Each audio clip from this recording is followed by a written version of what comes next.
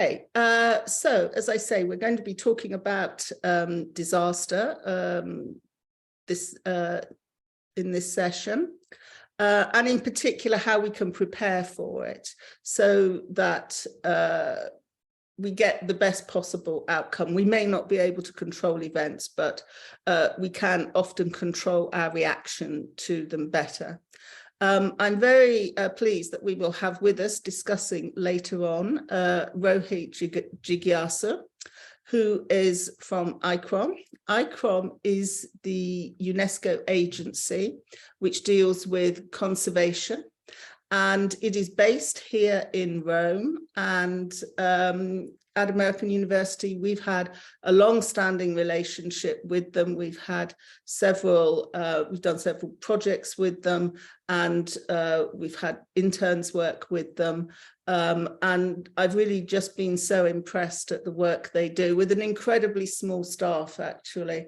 They managed to make a real imprint around the world. So I'm really thrilled that we're going to have Rohit with us.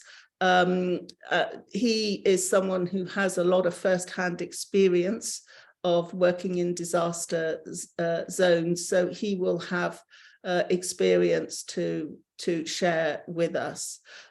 We are going to go very promptly to Rohit when he signs on, and this is because the one small problem that we have is that his office at ICROM closes down at 7:30, so we are going to absolutely have to sign off with him at 7:30 because he's going to get thrown out of the building. So I want to make sure that we get as much opportunity to talk to him as we can.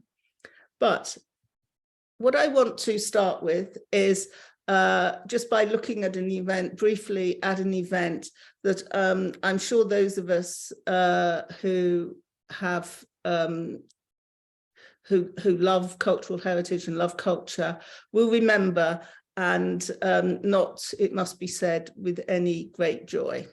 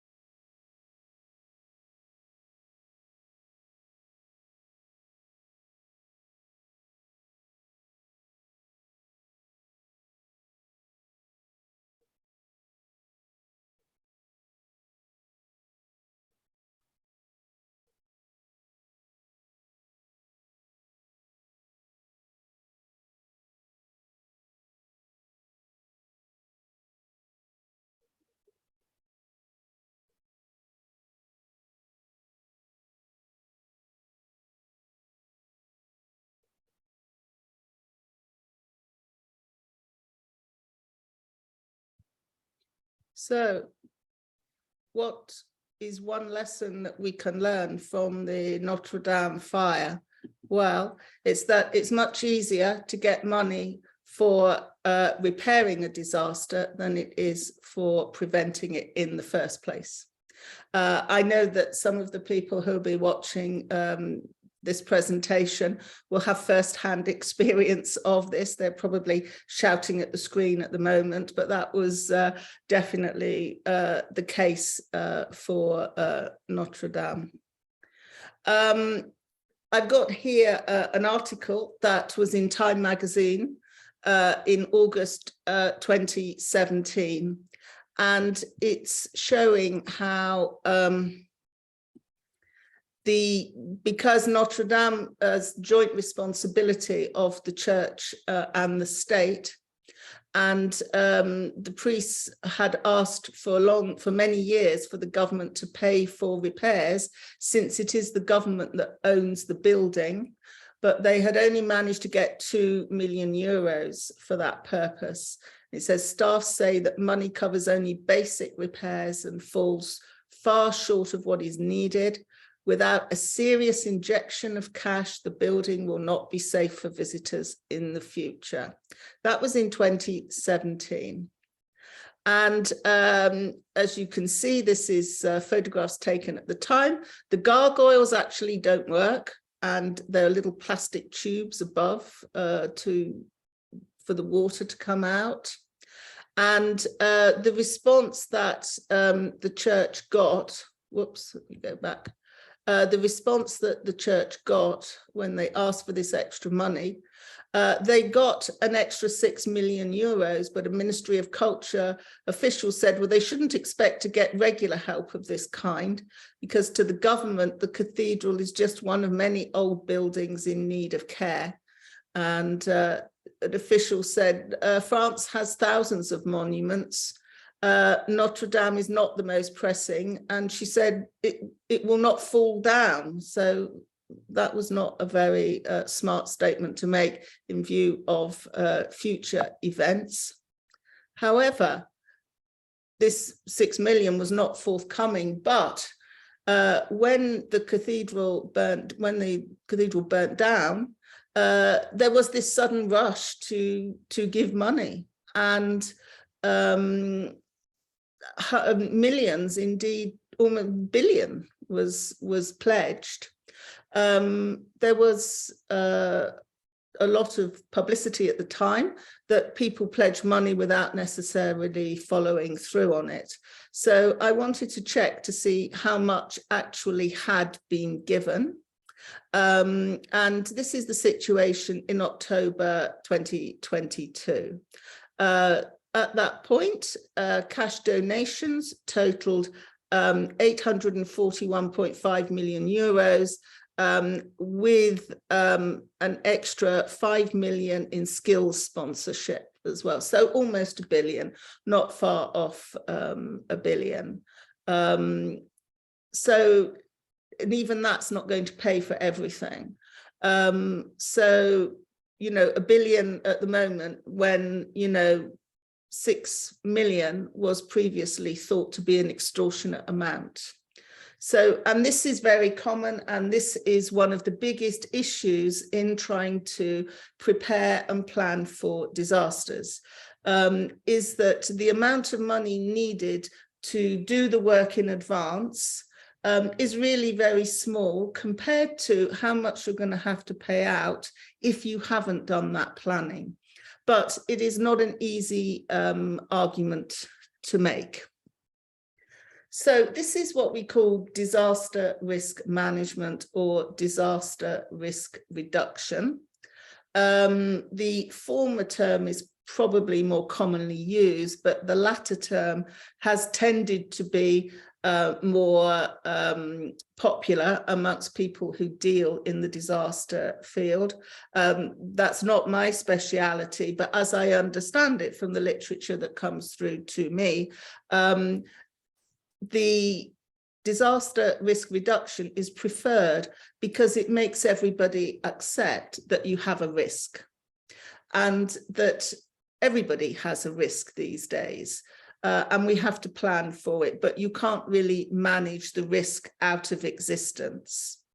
This is not something I want to get into great technical detail on, but just to point out as well that if you get into the disaster risk literature, you will see that there is a strong school of thought at the moment that does not like the idea of distinguishing between natural and man-made disasters, that tends to think that all disasters are really in one way or another man-made, because even if it's something like an earthquake, the fact that we choose to put our settlements in areas that are subject to earthquake is really is a human decision. And also, I think the impact of climate change has made scientists think that you shouldn't really divide these things, that you really have to bring the human world and the natural world together and understand that there is a kind of symbiosis there.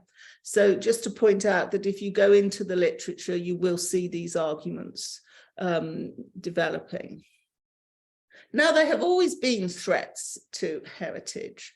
So why does disaster risk planning need to be much more extensive than it previously has been? Well, I've already mentioned the number one reason, really. Threats have vastly increased due to, the biggest one is climate change.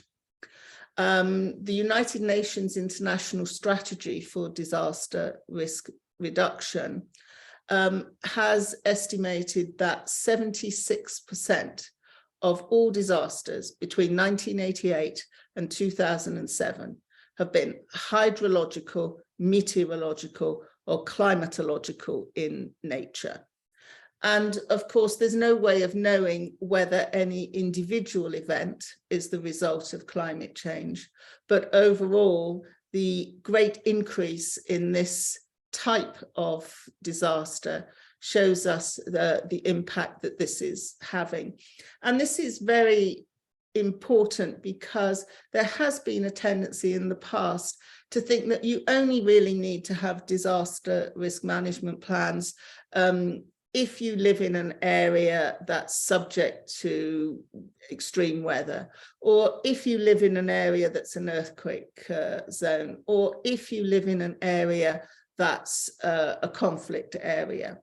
But what climate change is showing us is that this risk is now global, it's now universal, and we have to incorporate it into our daily lives. We have to try and foresee what will happen, and we have to try and mitigate it and prepare for it as best as we can. We can't just say, oh, this is something that will happen once a century or once a generation, because events that used to happen once a century are now happening much more frequently. So climate change has really changed the way that we perceive risk. It's now a much more universal and much more common thing. Oh, and I put this in as well, just to point out, you might want to go and look at this yourself. This is an article in Nature published in 2018. And it's actually looking at the World Heritage Sites around the Mediterranean and what will happen if there is a rise in sea level. It's a complex argument. I'm not going to attempt to summarize it, but it's, shall we say, fairly depressing. And you will see that it really hits every site that is on the coast. Another reason is that heritage is now weaponized in conflict. Heritage is seen as something that can be stolen or destroyed. That might be just for financial gain. It could be in order for an ideological reason, to demonstrate that the aggressor has control over the culture and over the area. It could be to demoralize the population, and it could be to wipe out their identity, as it's as a form of cultural genocide that, you know, has happened in different conflicts. And the importance of heritage as an identity symbol. This makes it a target of social protest as well as a target of international conflict. Groups within society that feel that heritage or art represents in some way the government or represents some status quo, and know that by attacking it, they will get publicity. And this has become increasingly common. So all of these are reasons why we need to have disaster risk management plans, why we need to have a plan for how we might reduce the risk and what we're going to do if it actually occurs. Okay, I'm just going to come out briefly out of screen share and go to Melissa to ask if there are any questions so far. There are no questions so far, but somebody did bring up talking about, I don't know if you know anything about the Teatro La Fenice, full destruction following a fire. Yes, well, that was a fire that completely destroyed the opera house in Venice. And it was widely felt at the time, I believe, to have been connected to corruption. It was rebuilt. Rebuilding is quite a contentious thing, and we'll come back to it at the end of this presentation. When something like that happens, do you rebuild it exactly as it was before, or do you instead do you build something new? In Venice, they decided to rebuild it as it was before. It does look very magnificent, but there are some issues over that. People worry about, for example, authenticity if you rebuild in that way.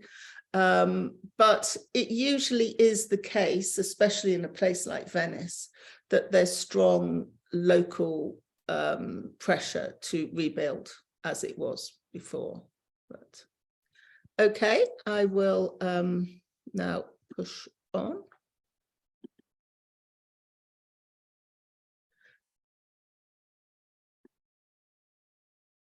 So each site has unique risks, and it will need an individualized plan that's integrated into regional and national plans. And most plans will need to include potentially evacuation of the site, of all things that can be evacuated, and protection of items that cannot be evacuated. This is probably one of the biggest tests of disaster planning, to be able to do this. And it will also require a priority list in case choices have to be made. Now, how do you plan for this? This is the part of the procedure that is really very unglamorous and is often quite difficult to get funding for, but it's absolutely crucial if you're going to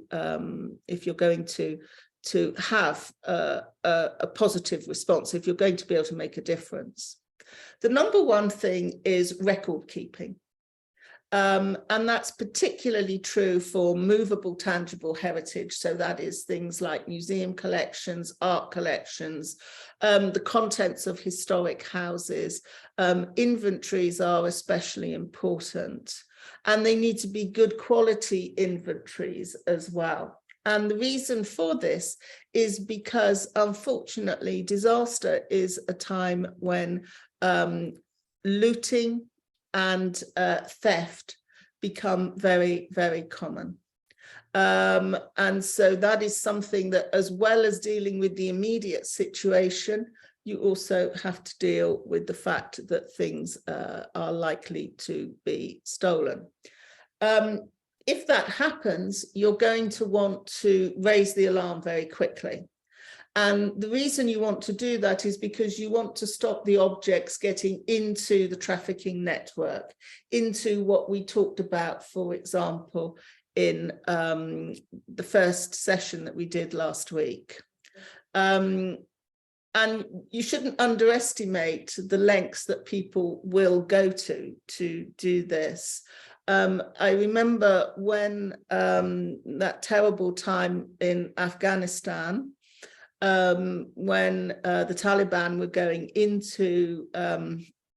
into the city and everybody was fleeing to the airport. I'm sure we all remember those, those awful scenes.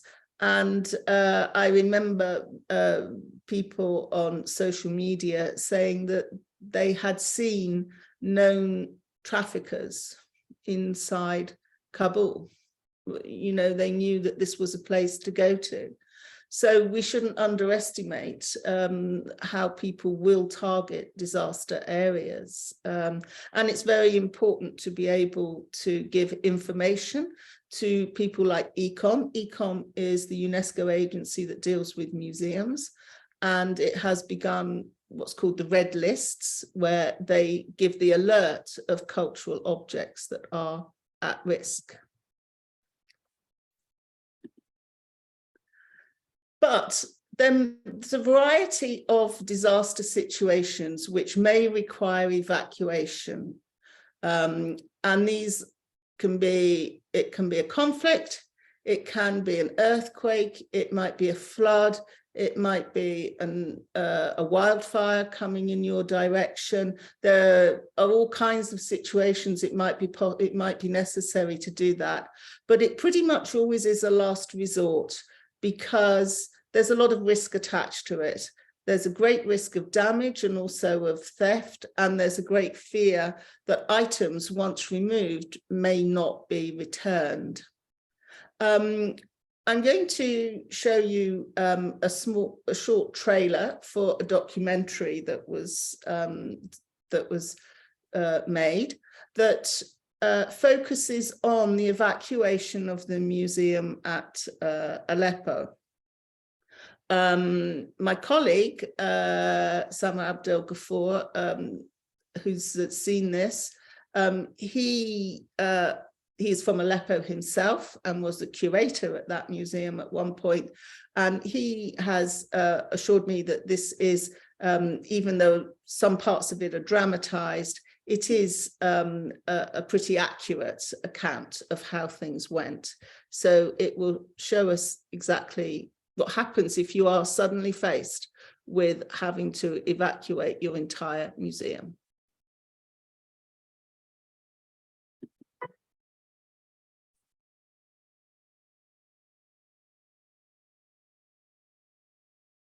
الو والله يا دكتور سيئة من سيء لأسوأ.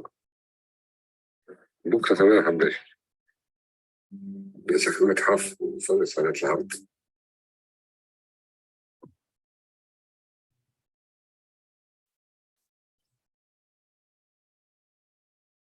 حلب مشايلة يعني قذايف قنابل طهر اسماعيل. هلا عم نحس بحالنا نحن انه فعلا كنا نحن عايشين بحرب بكل معنى الكلمه يعني. حلب طوطوا ما هذا نقول هطلع من حلب. كهرباء ما في، مي ما في، صار الموضوع الجاي على المتحف كثير صعب. وظائف صارت تنزل على جوا المتحف. ايه تجي على المنطقة تعطلي. يا الله. بدنا نحكي هون في وين بدنا نخبيهم شو آلية العمل.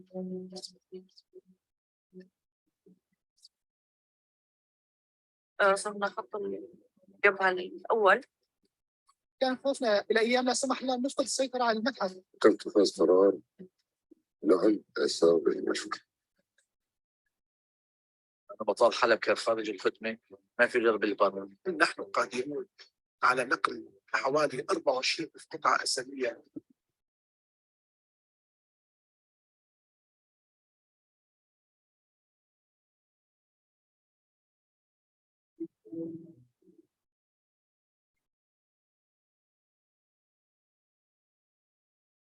ضل من الصبح تقريبا نحن للمساء عم نشتغل على فرصة ما نوقف فيها. كان في هذا الشعور وأنا عم بضبطها، يا ترى نحن رح نرجع نقدر نفتح الصناديق مرة ثانية؟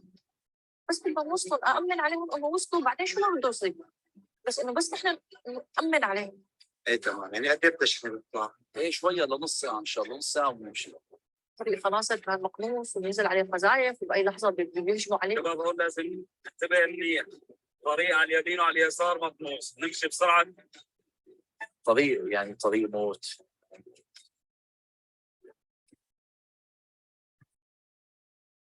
وبعد ذلك بدأنا ندعي إنه هذه الشاحنة تصل بالخير.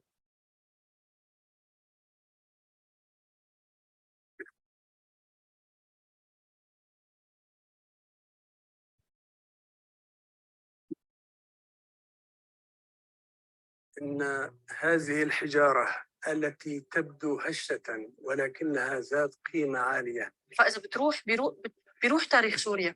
هدول من بس حجار، هذا تاريخ حضارة. إحنا البشر.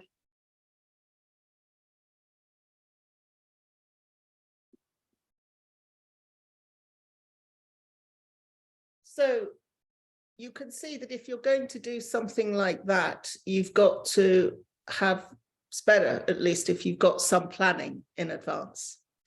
And it's really, again, very mundane things. One of the problems with dealing with disaster risk management is that the preparation for it is very mundane and unglamorous. But if you don't do it, then the time-sensitive issues that arise when a disaster hits makes it very hard to make up for that lost time. So you have to, for example, you have to have material to hand to prepare for evacuation, for wrapping materials, crates, etc. And it won't be the same high standard as usual because of the bulk. So you can't have, if you've got to, they had to evacuate 24,000 pieces, you can't have the same sort of acid-free paper that you would have. You have to have something that's you can buy in mass and cheaply. If I could just interrupt a bit to ask Harry if he could send the link again to Rohit, because Rohit has just texted me to say he's having trouble finding the link. So if you wouldn't mind, Harry, just sending it to him again.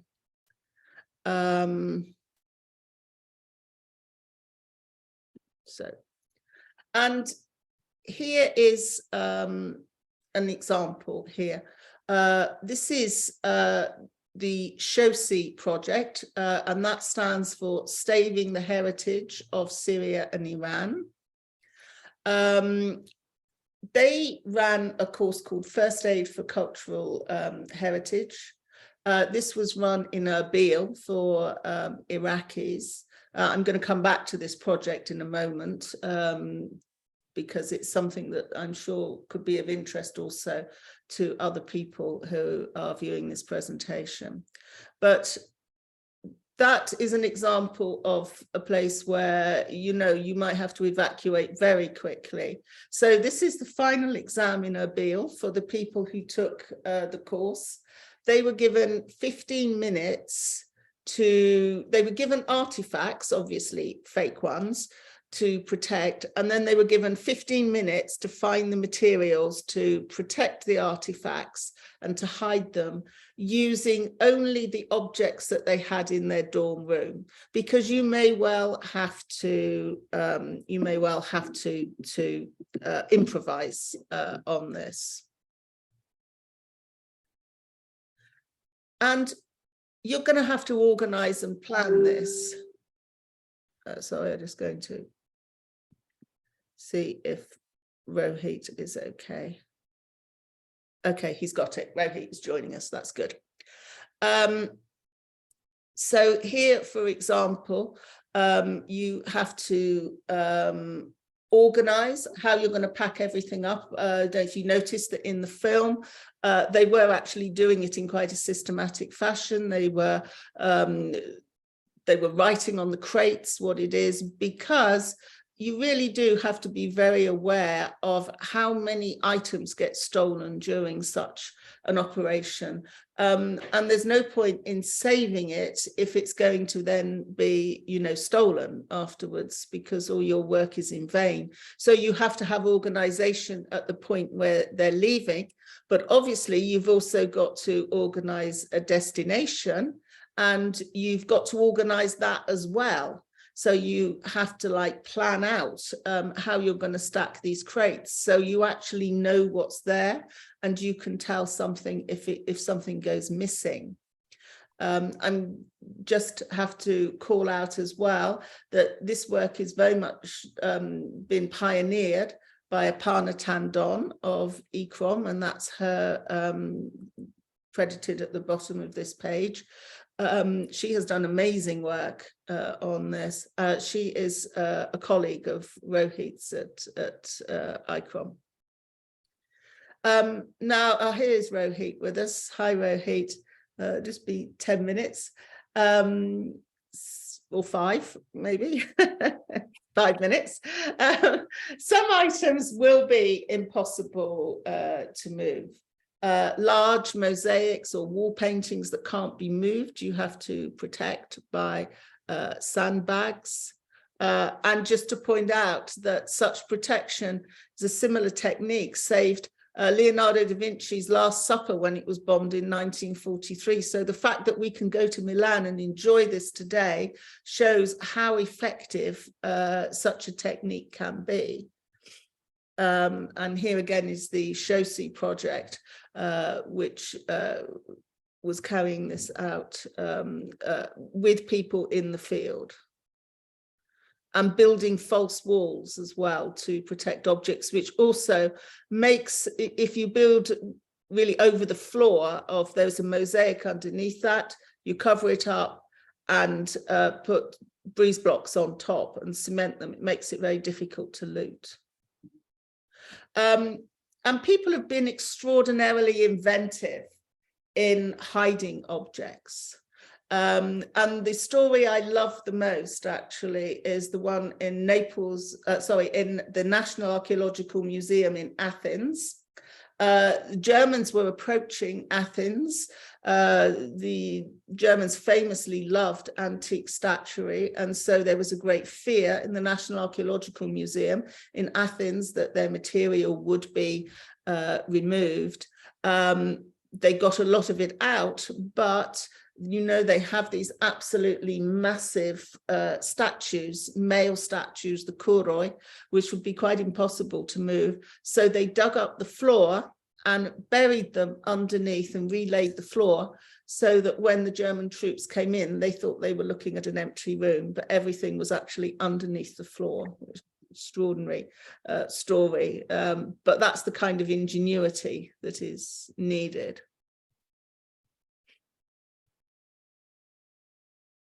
I'm just going to skip through that because you can look at it later, but we're coming on very much to now Rohit's area of expertise.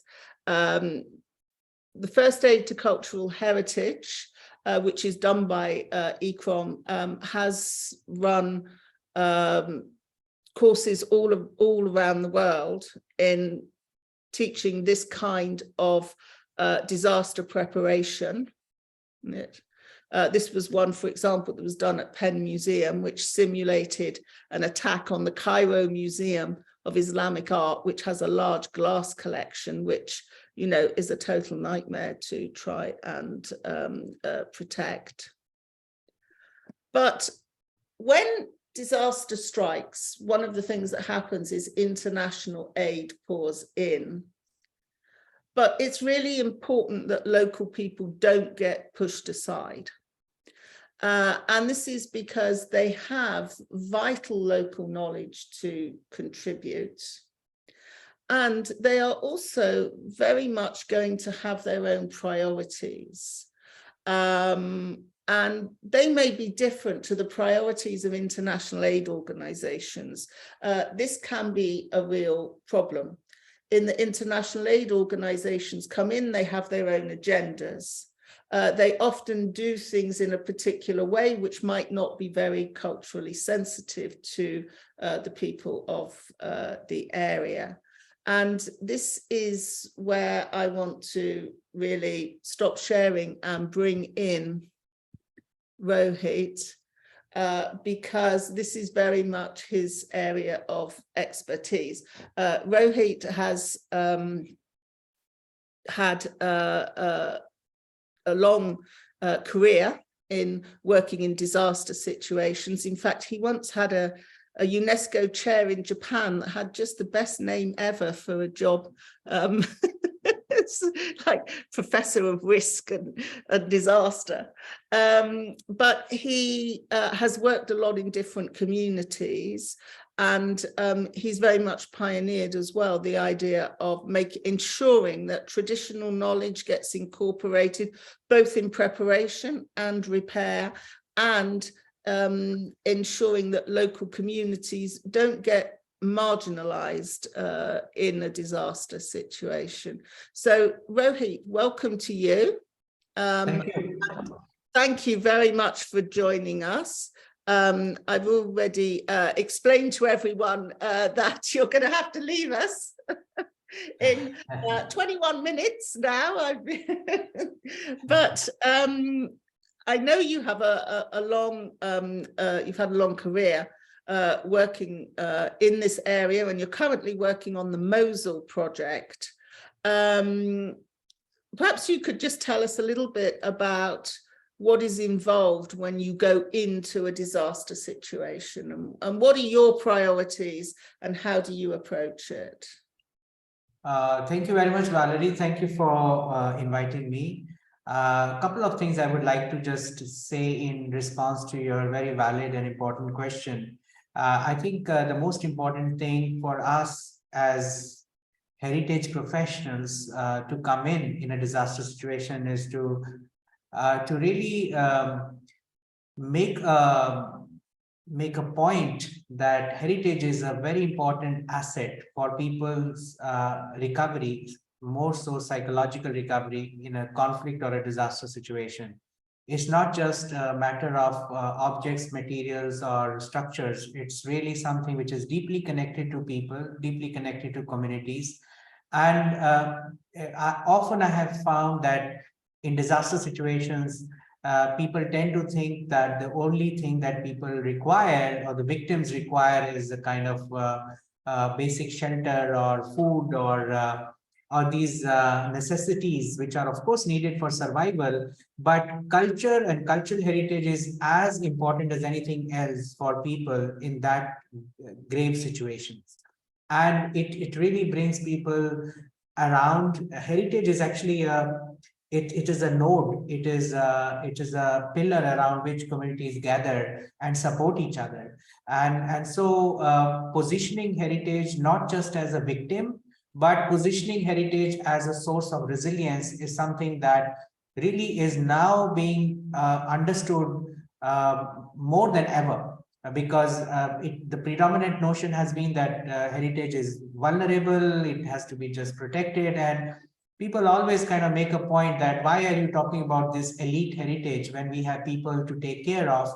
But the whole importance of heritage is not to separate it from people, but see it as a very close part of people's day-to-day lives, which is so much important for them in those situations. So as heritage professionals, when we enter there, one thing is to really mainstream heritage in that situation, to bring communities closer to their heritage, which is not just monuments, because that's where the problem lies. Because the larger discourse at the national level, at the international level, is about these monuments or these big sites, which are of course important, but we want to kind of expand the whole discourse to really talk about heritage much more to the scale where communities can relate to and can actually contribute to support each other and to support heritage, not just in that immediate phase, but also as a way for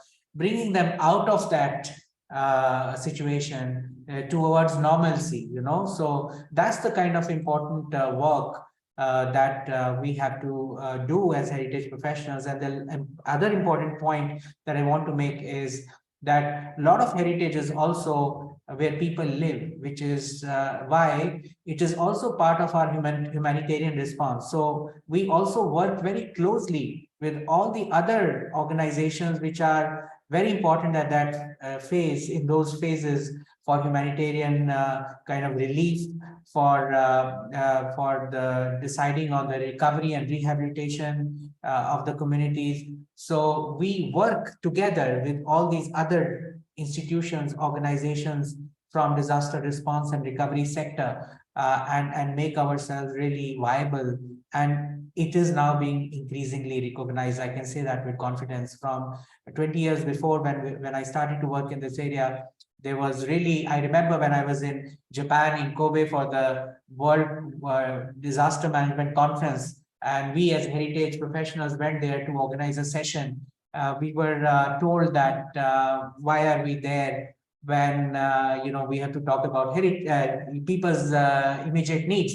But from then onwards to now, seeing 20 years later, actually in the Sendai framework, which is the International Disaster Management Policy Framework, heritage is now included. So you see this shift that has really happened in the last 20 or 25 years in this domain.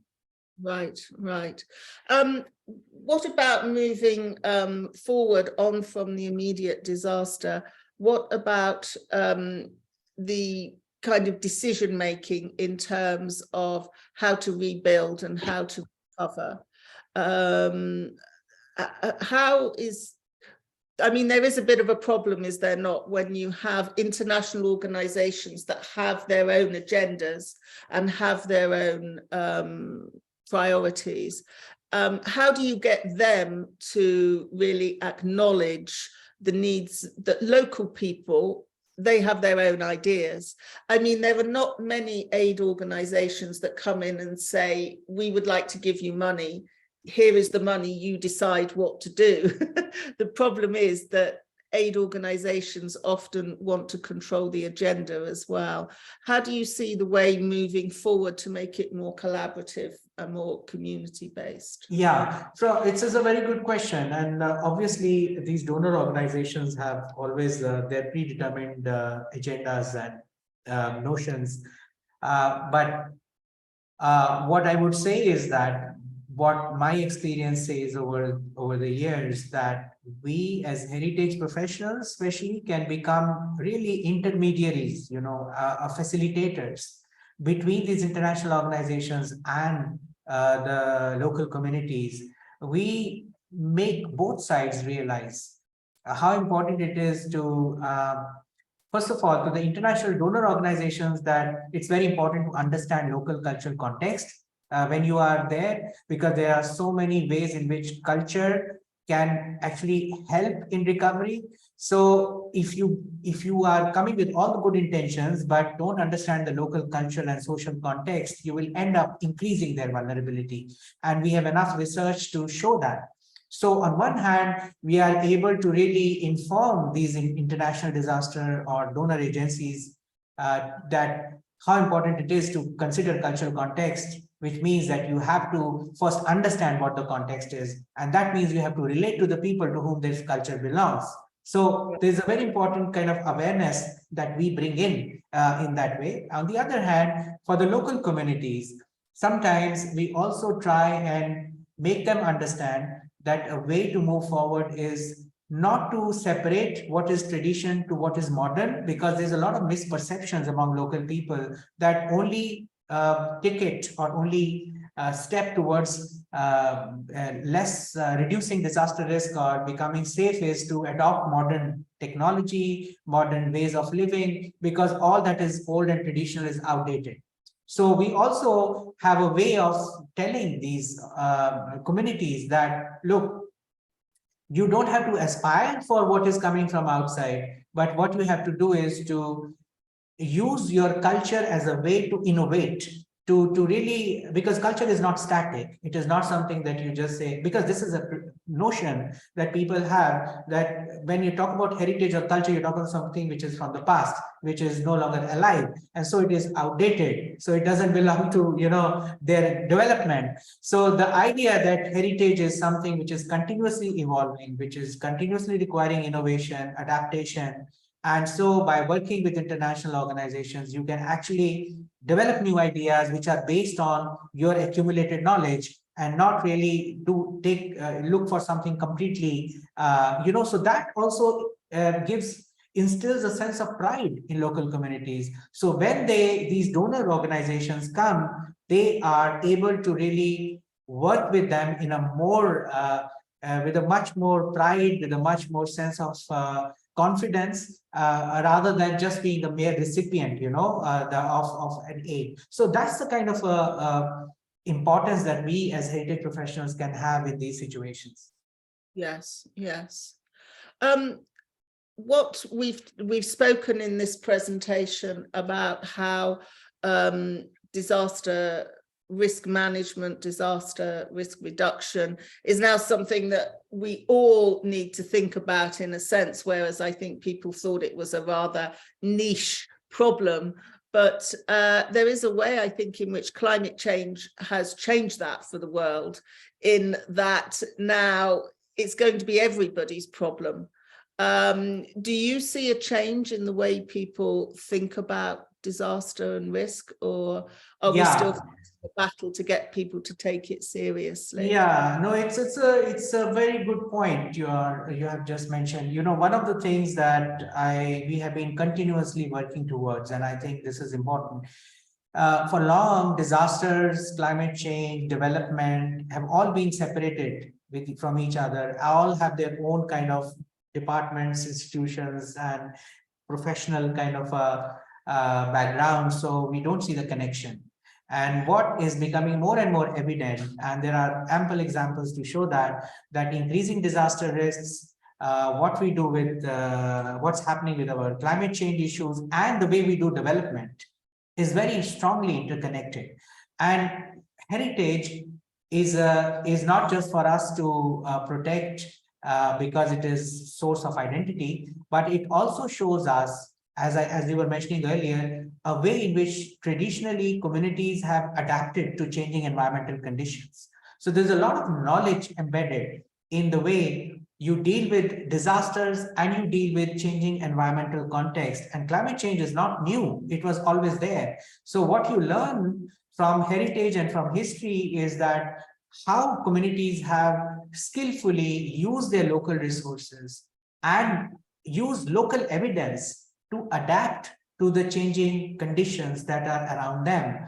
And so what we have to do is to really understand not the knowledge per se, but understand the conditions and the drivers which generated that knowledge, and maybe bring that back and not just get ourselves divided into all these different disciplinary, institutional kind of silos.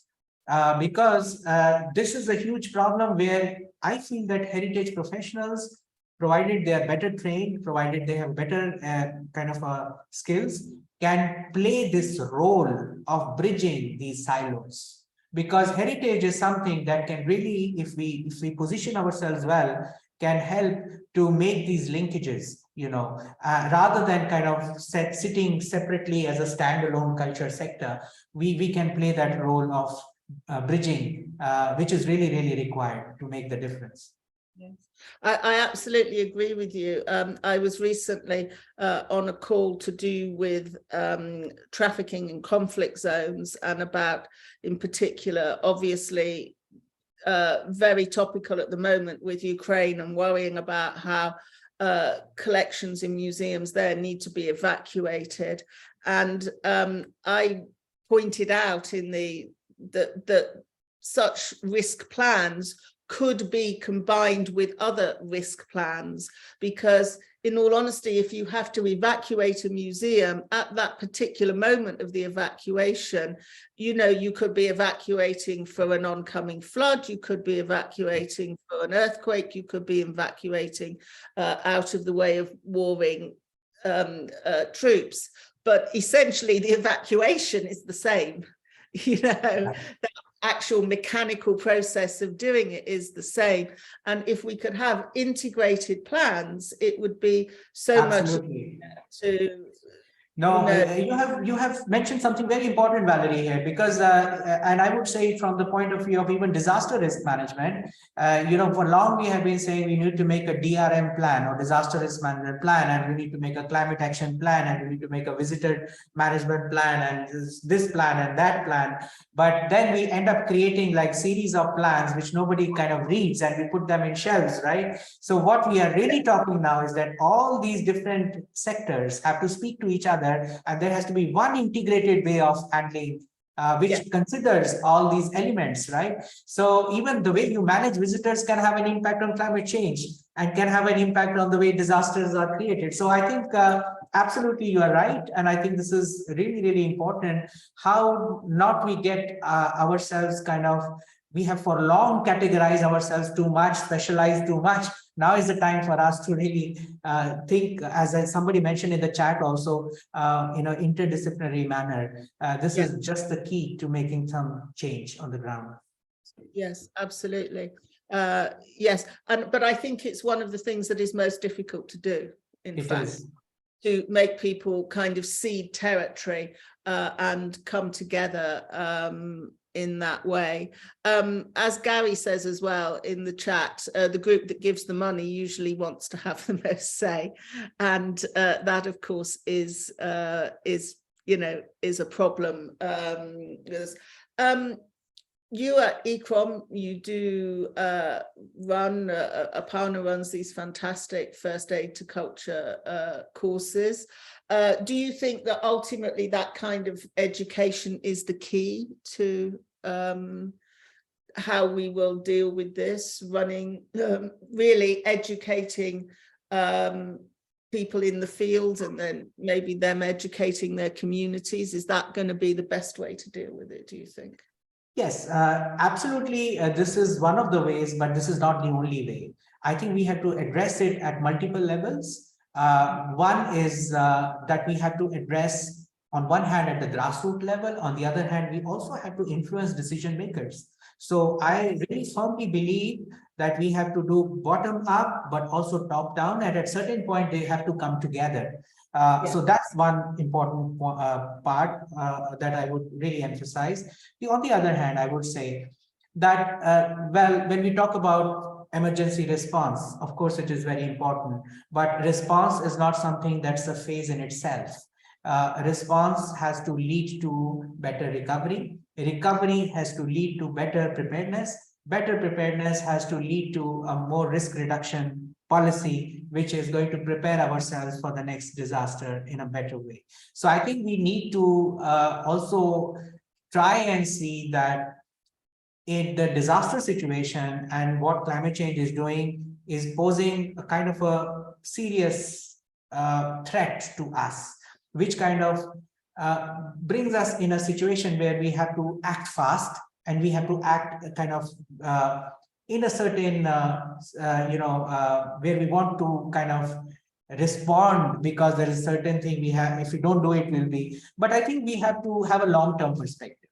The danger is that when we are too much in the response phase, we forget that what we need to fundamentally change are our development paradigms, because our development paradigms are continuously creating new risks. So maybe we are better responding, but we are also creating more and more risks, new risks, and we will continue to fight this losing battle. So what we really need to start investing in is better risk reduction, better kind of development models, where heritage can actually play a role in developing those models. And I think that kind of paradigm thinking has to be there to really make a difference in the long term. Yes, yes. I remember we were very glad that you and Aparna were able to come to a workshop that we ran a few years ago on community work. And we also had, through my colleagues who run the MA in food studies at American University, we also had some people who looked at agricultural systems, what are called heritage agriculture systems.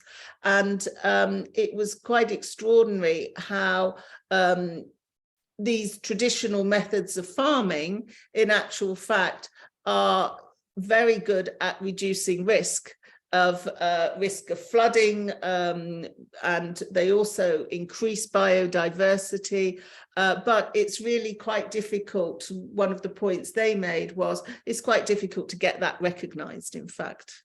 Exactly. When you're up against a sort of agro industry, it's very hard. These sort of comparable power bases are, are much, much less. Just one thing, I know you've got to go in a second, but in the chat, yes, I read that, so I wanted to respond. Paradigms. I want to respond to that. And I think I would like to respond when we talk about the paradigms for development. I think the bigger problem is that our predominant paradigms are that development means economic growth, development means more income, development means wealth. But the paradigm shift is that development also means better well-being, happiness, is also means living with the environment in a more harmonious manner. So this is the paradigm change, because for long development has been associated with economic wealth, economic growth. So to get away from that growth model, which has really created more misery, more disasters, more risks, we need to change the whole paradigm in which we think about development. And that's what I meant by development paradigm. Brilliant, brilliant. Well, it's 1929, so the security man is about to come round and throw you My out. security guy was just here to show me that I have to leave. So it was a pleasure to have a brief interaction with all the participants, and I'm sure like they have been benefiting a lot from these webinars that you have been doing. So wish you all the best, and to everyone as well. Thank you so much. Thank you, Rohit. Thank you. Bye-bye. Bye-bye.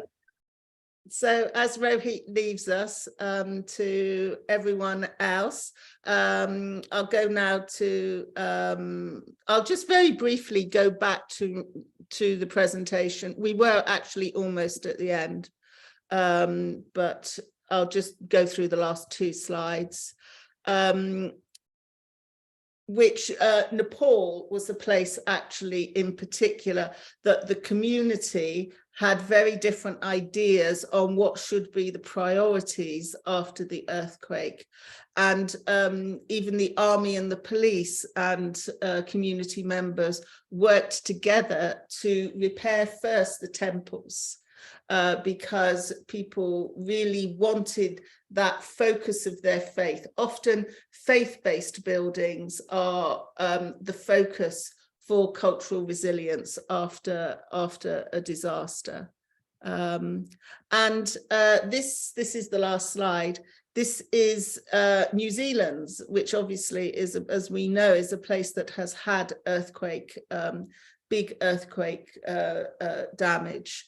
And this is New Zealand's National Disaster Resilience Strategy, and it emphasizes how culture sustains us in times of upheaval, and how it is a key area for communities and emergency management organizations, that cultural life is really essential. And coming back to what Rohit was saying, it's about well-being, and the most immediate task in communities is to get back to a sense of normality.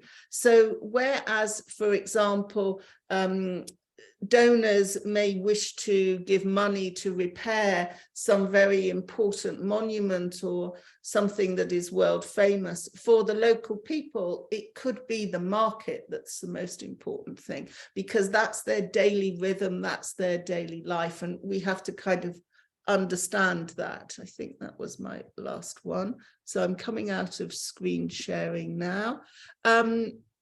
Melissa, if I could go to you, are there, we've sort of half seen the chat and the questions. Is there anything else you think we should bring up? Well, there have actually been quite a few questions popping up in the chat and the Q&A, and there is a handful for Rohit, which I have noted down. We will hopefully share with him later. But I think there are a few questions that I think would be good to answer that probably are on everyone's minds. I think one of the primary ones is, what are the ways to make ordinary people more involved with protection? Based on this individual's experience, it's all good until the government gets involved. Well, no, actually, and I could put this chapter up that Rohit wrote for after we had this workshop a few years ago. We brought out a book, Routledge brought out a book on it, and Rohit wrote a chapter in that book actually in which he lists how local people get involved, and it kind of comes through something like the local museum. To be honest, that's usually how it comes about. So a local museum or a heritage site which calls for volunteers, you can then use the volunteers also in the disaster risk management plan. He has a great example of a site in Japan whose name escapes me at this moment, I must say, but it's a very vulnerable site. It's very vulnerable to fire because it's all made of wood. And so they have organized fire patrols to ensure that fires don't start. This is all run by the local community. They have then organized water tanks as well, which the water tanks are actually also used by the local community. So they serve two purposes, but they are also there for fire control. And he's got various examples, but the way to get local communities involved is usually through an organization like a heritage site or a temple or a museum or something like that. And people usually are keen to be involved, you know. I think we too often marginalize people and give the impression, at least, that it has to be experts doing this. The title of the book, Irene, is, well, I should know because I authored it, but I always forget, to be honest. I forget because they changed the name on me. It's about community. It's called something like, I'll put it in the chat. I'll put it in the Facebook and things. I'll let you know the title of it. It's what is it, Osama? Cultural heritage, global issues, local values. That's it, global issues, local values. I'm sorry, I should know the name. I really did co-edit it. It's just that they kept changing the name, so I sort of forgot it. I'll put it in LinkedIn as well. Yeah, I will. But I will also try and send the chapter.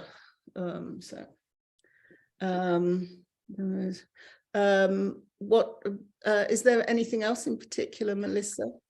There was one question. What's the thinking among current scholars and practitioners about how to best protect heritage from new radical attacks of elements that we can't ignore anymore? And I think Ukraine would be a great example of this. Yeah, well, I mean, there's no sort of magical, you know, solution to international disputes.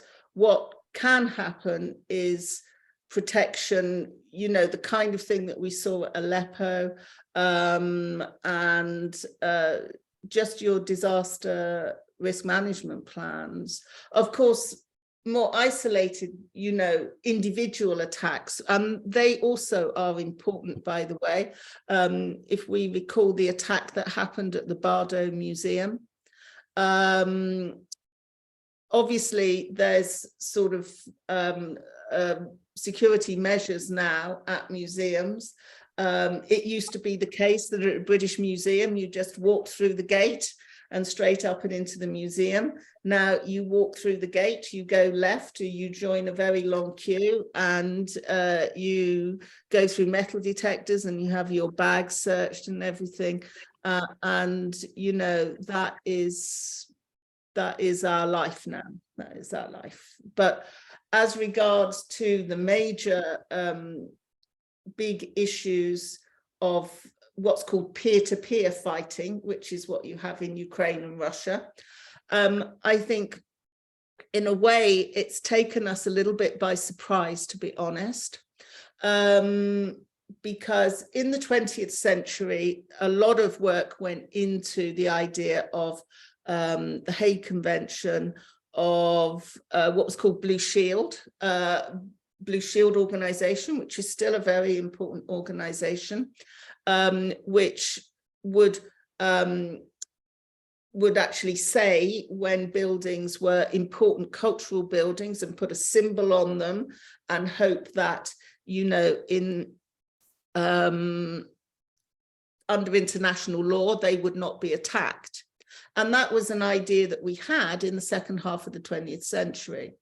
But then what ended up happening in the Balkans War was that we started to get non-state actors, and of course something that was a symbol of a particular culture then made it a target. And there was a big shift between about 1990 and, well, until recently, thinking that the main problem were what are called non-state actors. That is people who don't abide, protagonists who don't abide by international law, and so would attack a cultural symbol rather than sparing it. So we're now back into what's called peer-to-peer warfare, which is two big armies fighting each other. So in a way, we've been taken a little bit by surprise on that, because all of the way of thinking previously was that we needed to protect against non-state actors, not state actors. But I think it just demonstrates that it's really very difficult, that whatever sort of plans you bring in, they are really plans for the previous conflict. That's the problem. Predicting how things will go in the future is really, really difficult. So I'm sorry I haven't got a more, a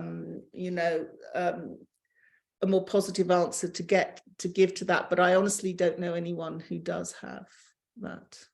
So, well, thank you. And then one last one, given the number of sites subject to climate change, how do we protect all of our cultural heritage? How do we protect them all? Well, we can't. We actually can't, and that's the issue. There was at ICROM a few years ago, there was a research fellow from a university in Carolina, I can't remember exactly which university it was, who was called Erin, I'll put her name in the, I'll also send that name out. And she came up with, she has published widely on this. She came up with a list of how we might prioritize, because that is something that is going to have to happen. And I remember her at a research seminar in ICROM, giving this very unpleasant news to people who'd like spent their life conserving buildings and conserving heritage, and saying to them, you know, you will not be able to do that.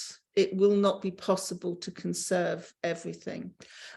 You will have to make choices in the future, and here is a scheme by which you might make your decisions. So she came up with a plan for looking at different types of value, heritage value, social value, this kind of thing. And, you know, this was a very unpleasant message that the people at ICROM heard, but I mean, I think it's true. And there is another scholar called Caitlin De Silvi, and she's written a very interesting book called Curated Decay. And it's a very similar concept. It's less academic, it's more accessible in many ways. But she's saying that we cannot afford to save everything with climate change. We will not be able to afford it. So we need to go through, in essence, a grieving process. We need to decide that some sites we won't save because we will not have the money to save them all.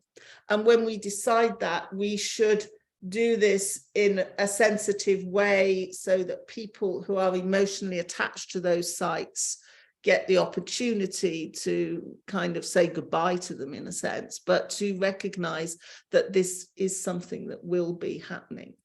But it's a very hard message. Elisa, the book was called Curated Decay by Caitlin De Silvi. It's a very interesting book.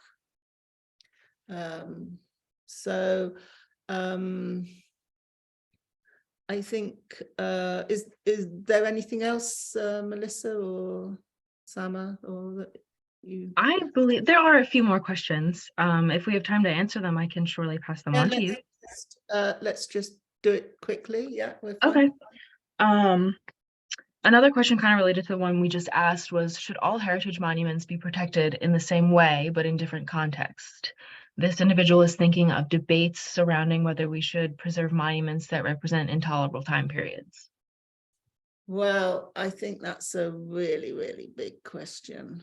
You know, I think it's really up to communities to decide. You know, I think people have to make these decisions. So, you know, I think it's very hard for people outside. We have now what we call today heritage communities, you know, and I think it needs discussion. You know, I think it needs a lot of discussion. Yeah.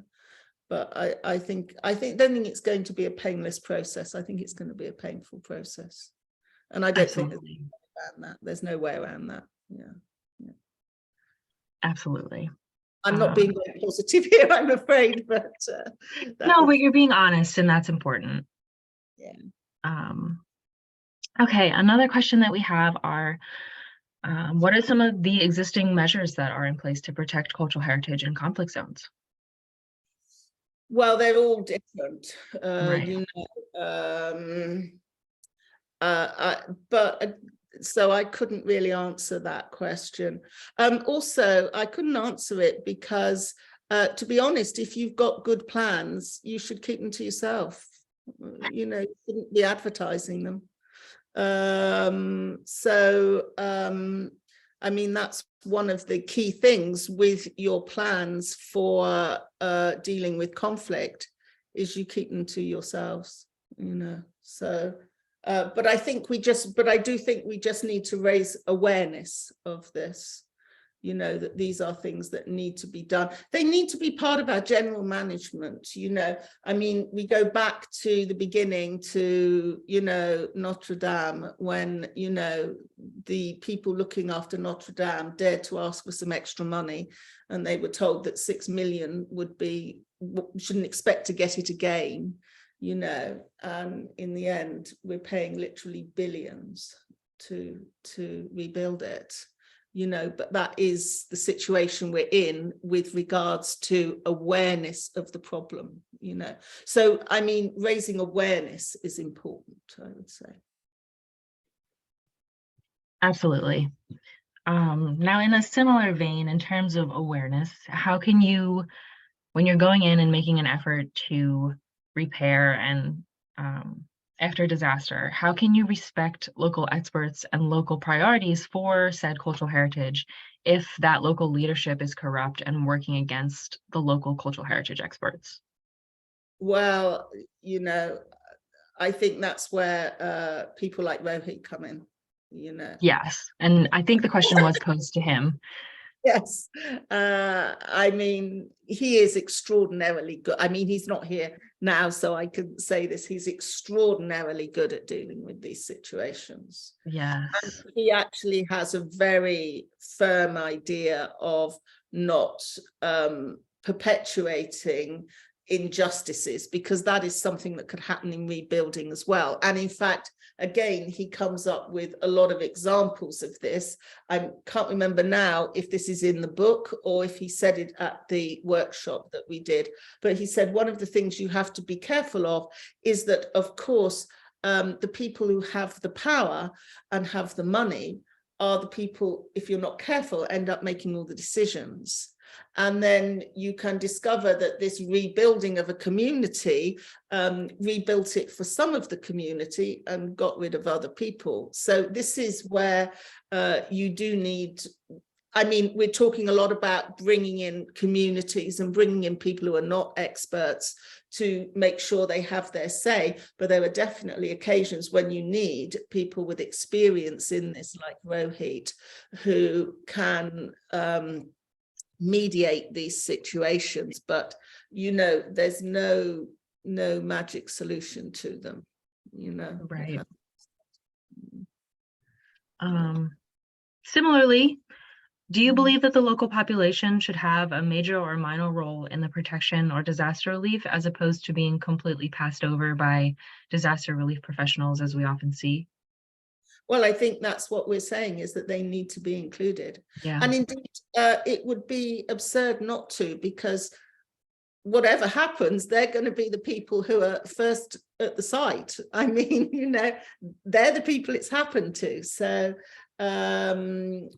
but there has been a history of kind of turning local people into victims and not seeing them as having agency, you know, and they do have agency. They were people, you know, who, you know, some minutes before this disaster struck, you know, were often living normal lives, you know, perfectly capable of looking after themselves. They don't need people necessarily to tell them what to do. They more often need people to give them what they need and to listen to what they need as well. I think is very important. Absolutely. And finally, when we are in a conflict and in an emergency situation, how can we best understand the context and local culture when we're in a hurry and we don't necessarily have all the time to absorb the proper information? That is a very key question, which is, I'm glad someone brought that up, because of course, often you're not, you know, in that, you're not going to know. I know how Aparna does it, Aparna Tandon. She works very much through, when she does her first aid for cultural heritage courses, the idea is to try and set up networks of people around the world who would be the contact point, and to work through contact points. So for example, if your area has a museum, if it has a heritage site, if it has a temple that's extremely important, or a temple that has big community influence, you need to find the people in the community who can be your base for connecting with the rest of the community, essentially. You need to build up kind of stakeholder networks and sort of understand who are the people within this community who will be able to help, who will be able to fulfill that particular role. But it is a tricky one. It's definitely a tricky one. Yeah. Absolutely. And then there's actually only 2 questions left that I believe I recorded. Okay, so who is charged with developing DDR for a site or country? Right. Well, this does depend to a large extent on how engaged your sort of country or cultural institutions are. So there are plans, you know, people do come up with them. It's just that they're often not really extensive enough. I mean, it's quite unusual in this day and age to have no plans at all. But I think the question is really, how can we make them more comprehensive?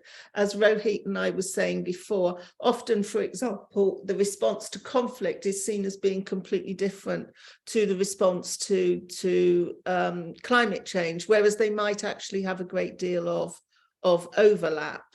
I see Paulin has made a good point here, to not underestimate, that's very true, not underestimate the importance of local government authorities and civil societies. There usually is some sort of civil defense organization that can be worked with or worked through. It depends a lot on where you are, of course. You know, but it is often, I would say, if you want to sort of get more community engagement and get better plans, it's often in the direction of working on top of the ones that are there, you know, and ensuring that they have greater scope, shall we say. But, okay, has that finished everything? Actually, there was one more question that just rolled in kinds of the same vein as local police units, but what is actually the role of national police in managing these kinds of disasters and its protection? They give the example of the Carabinieri and also part of the Unite for Heritage, but are there other examples?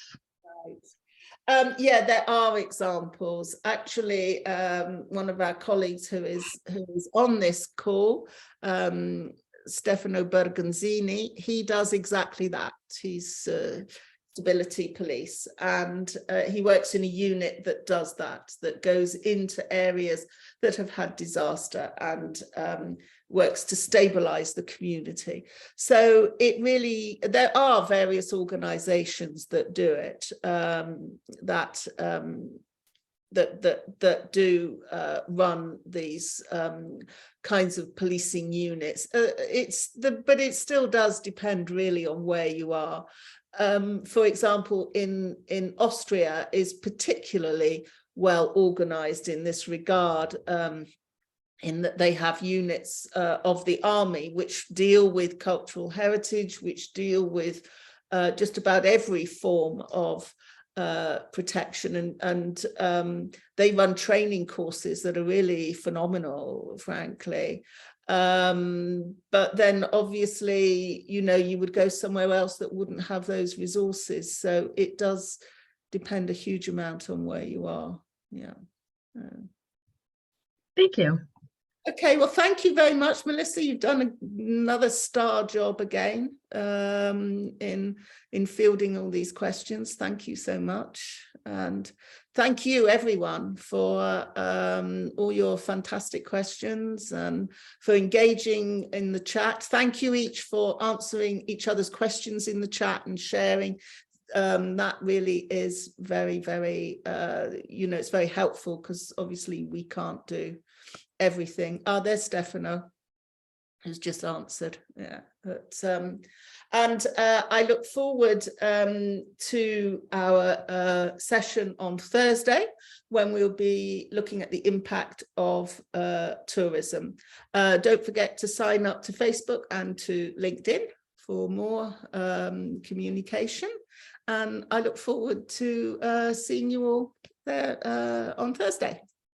Okay. Goodbye.